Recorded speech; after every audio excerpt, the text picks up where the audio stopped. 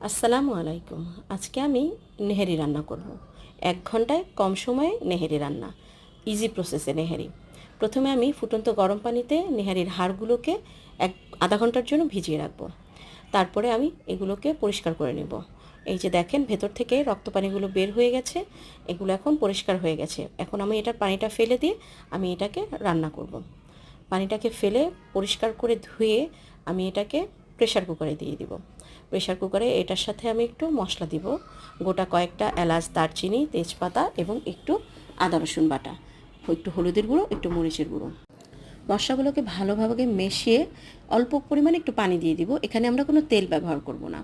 এবার প্রেশার কুকারের ঢাকনাটা লাগিয়ে 8 থেকে 10টা সিটির জন্য অপেক্ষা করব।